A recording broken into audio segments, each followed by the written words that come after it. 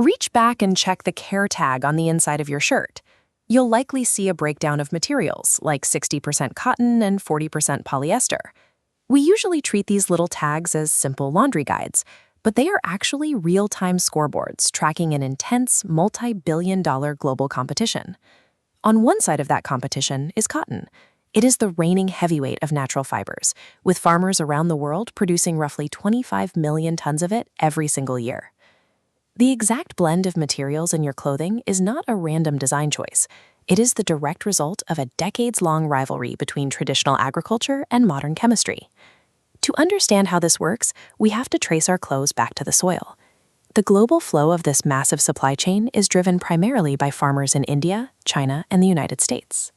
This timeline shows the core dilemma these farmers face: a strict 1 to 2 year delay between deciding what to plant and actually bringing that crop to the market to sell.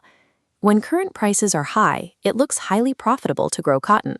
Farmers all over the world see those high prices and plant heavily to take advantage of them. By the time those crops are finally ready to harvest a year or two later, everyone's cotton hits the market at exactly the same time. Supply overflows, and the price naturally dives just as farmers go to sell. Then there is the constant threat of the weather. A severe drought in one of the major growing regions can instantly dry up those expected yields. A single bad season can wipe out 10 to 20% of the entire global supply. With suddenly much less cotton to go around, prices shoot straight up once again. Because of this built-in delay and total reliance on the weather, planting cotton is a high-stakes, multi-year gamble against forces entirely outside a farmer's control. Waiting to take advantage of that volatile cycle is the competitor, polyester.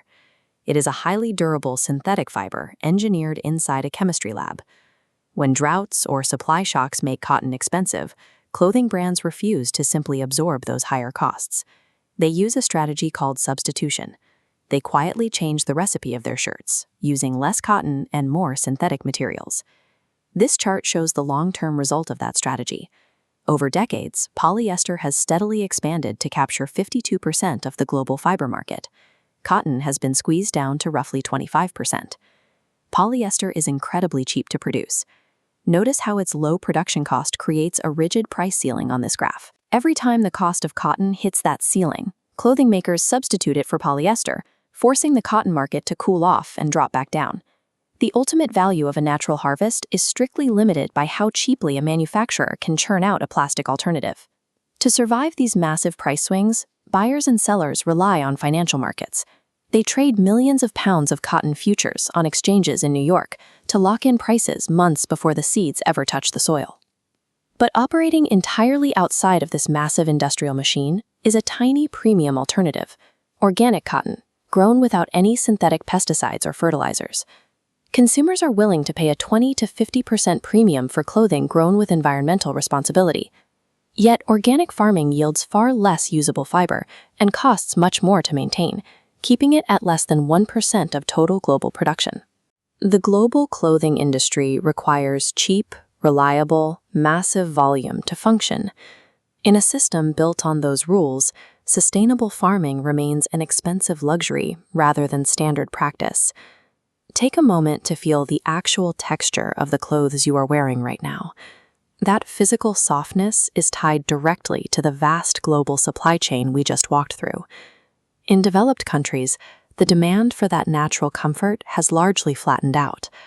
Right now, the cotton market relies almost entirely on emerging economies buying more apparel as their populations slowly grow. But the long-term risk to those fields is severe.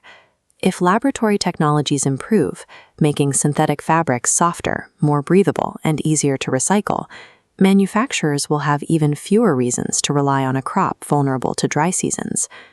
Traditional agriculture relies on slow, seasonal rhythms. It is constantly trying to keep pace with the relentless, year-round demands of industrial processing. So the next time you fold your laundry, look at the percentages on the tag. You are holding the physical result of unpredictable weather, complex financial contracts, and an ongoing global competition between a growing plant and a chemistry lab.